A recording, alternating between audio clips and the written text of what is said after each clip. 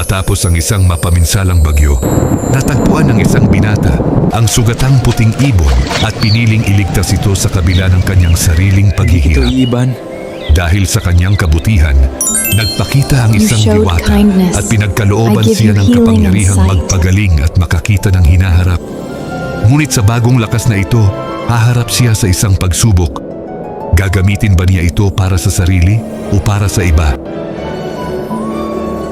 Haplos ng liwanag.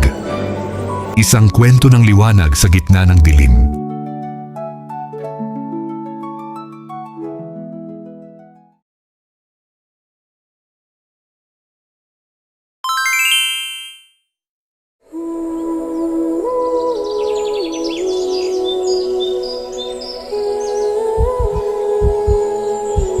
Manang, ipanalangin natin na gumaling si baby niyo.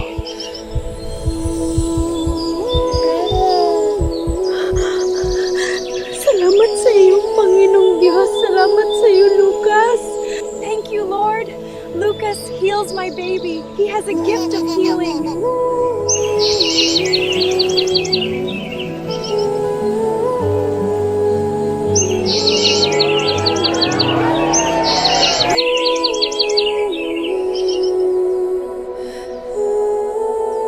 So many people in line on the road queuing and waiting for their turn to be healed by Lucas.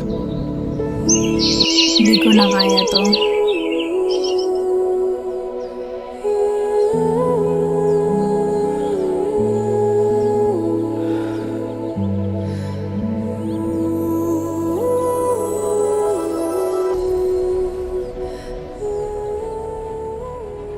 Diyos ko, salamat po, mag-aagabat ko ito para mas marami pa akong matutulungan. Salamat kay Babang Princess Fairy.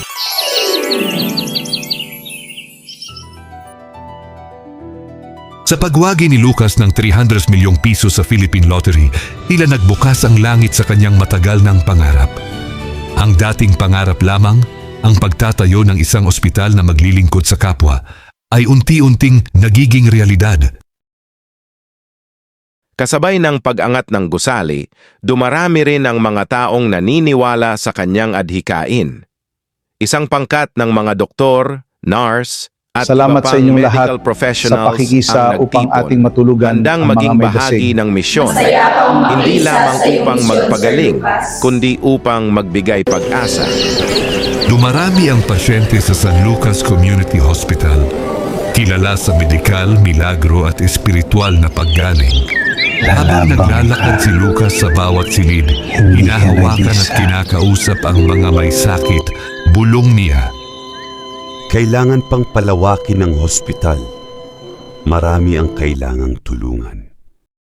Sa gitna ng katahimikan ng gabi, muling dinalaw si Lucas ng mahiwagang diwata sa kanyang panaginip.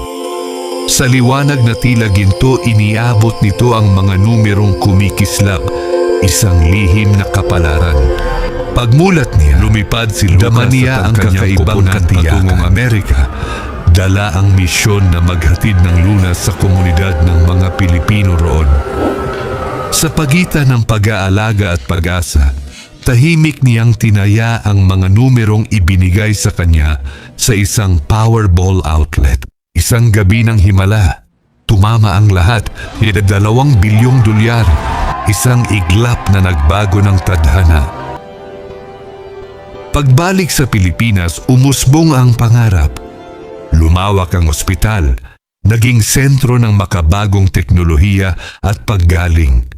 Tumayo ang mga gusali, tirahan para sa mga kawani, hotel at mga negosyo. Dumagsa ang mga mamumuhunan, sumibol ang oportunidad. Mula sa isang simpleng komunidad, isinilang ang isang lungsod ng liwanag at himala, ang Miraculous City of San Lucas. Baby niyo.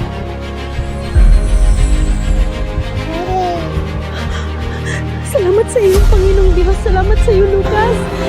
I'm sorry. Please pray for a miracle. Your stage 4 colon cancer will be healed. Kay Lucas, pagalin niyo po ang papa ko, please po. May awa ang Diyos, let us pray. Hindi ako papalit ng siyensya. Kasama ako niya